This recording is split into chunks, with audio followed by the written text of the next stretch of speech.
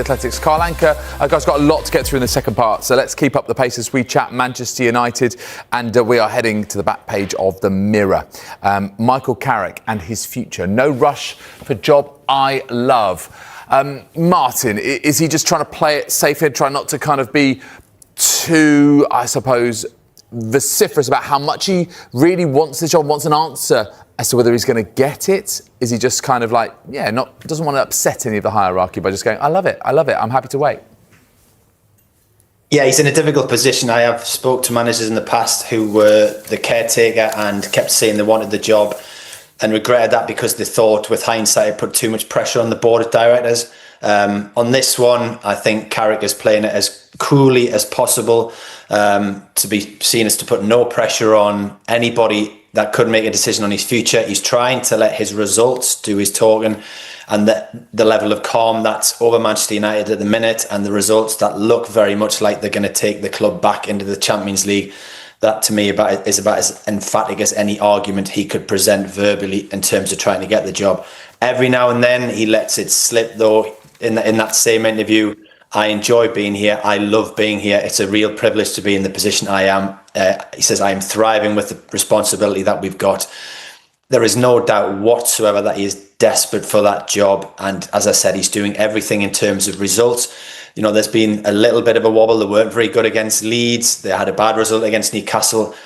Don't for 1 second think that squad is the finished article. I still think there will be a review at the end of the season when they will talk about Michael Carrick or other managers, as we will see with the Chelsea situation. I know there's not that many jump out at the minute. Chelsea probably regret letting Tuchel and Maresca go. As for who Manchester United would move to, Pochettino is possibly one potential rival for Carrick. But at the minute, for Man United, for the first time in a while, the team is moving in the direction. There's a level of calm. They don't need to do anything, and it probably would be unwise to come back to what I said at the start here, for Carrick to start rocking that boat. At the minute, he just has to do what he's been doing, which is get results for that team, get players playing, and get to the end of the season of the Champions League, and then assess his situation. But don't down for a second, he is desperate for that job. In the Star, keep calm and Carrick on is the headline. If they do make Champions League, and they need 6 more points, Carl, I mean, he's got every reason then to really knock on the door a little bit harder, doesn't he? I mean, why wouldn't United appoint him given the track record and that goal being achieved? That's a very good question. So David Ornstein previously said Michael Carrick is in pole position right now. I think the only real sort of pebble in the river or rocking the bottom of your boot might be Sir Jim Ratcliffe's decision making. Sir Jim Ratcliffe seems to want some sort of superstar head coach. If you look back to the end of the 23-24 season, when Eric Ten Hag looked like he was going to lose the FA Cup final to Manchester City, and Manchester United were quietly interviewing 2 or 3 targets. Number one on that list was Thomas Tuchel, and it seemed like Sir Jim Ratcliffe wanted a quote-unquote, put this in air quotes, winner in there. Someone who perhaps has a certain gravitas and has experience at managing a super club. Now, Martin is correct. The managerial market at this point in time is a little bit awkward. There are 2 or 3 names that are available that probably didn't expect to be available. So people like Enzo Maresca, Xavi Alonso, I think we all thought he'd last a lot longer at Real Madrid, for example.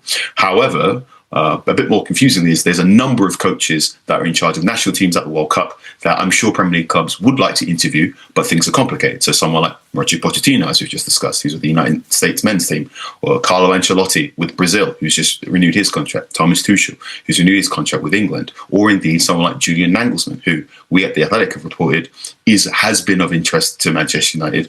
Christopher Vivell, who's head of the global recruitment at United, knows him from their time together at RB Leipzig. So there are some candidates, but they're not really people you can have in a face-to-face meeting right now, perhaps maybe on a Zoom call.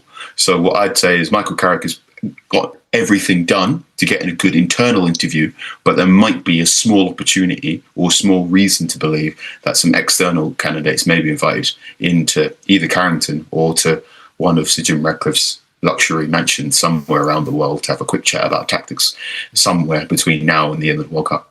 And I think, obviously, whoever's in charge could well affect the business they do in the summer, although it's not always them, of course, who make those decisions. Back to you, Carl, on this. And United's potential transfer business of the summer window. Some very interesting names, and as you can see there, Carlos Baleba and Mickey van der Ven amongst those.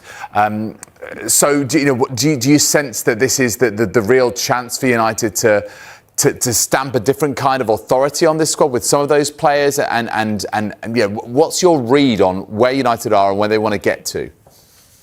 This is a fantastic piece written by Laurie Whitwell. He's been researching this steadily through a number of weeks, and he's been speaking to a number of people in and around the club. And the main conclusion we've come from this piece is Manchester United are going to be focusing very much on central midfield this summer.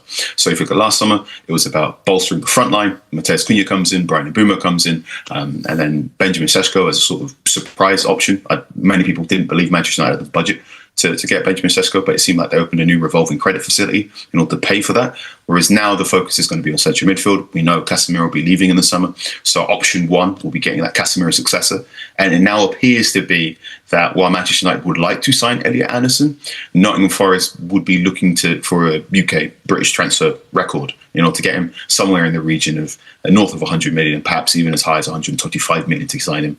And I think that might mean Manchester City may beat Manchester United to the punch for Elliot Anderson. So then you go next into the list. One name that's come up that hasn't previously come up in any reporting is Aurelien Tchouameni this week. It has been known. So the Real Madrid superstar, the player who was phenomenal for France at the 2022 World Cup, scored against England in the quarterfinal stage as well. So he's been linked to Manchester United. He's been seen as an option, as has been Carlos Baleba and some other midfielders such as Mateus Fernandes at West Ham. Laurie has also looked into Manchester United possibly bolstering their defence. So they're looking into signing a left-footed centre-back of some sort, possibly Mickey van der Ven. I think that might depend on the current relegation race as well. So lots of detail in the piece. I have no idea how Laurie does this. He either has a clone or just doesn't sleep, because his work rate is phenomenal. I will be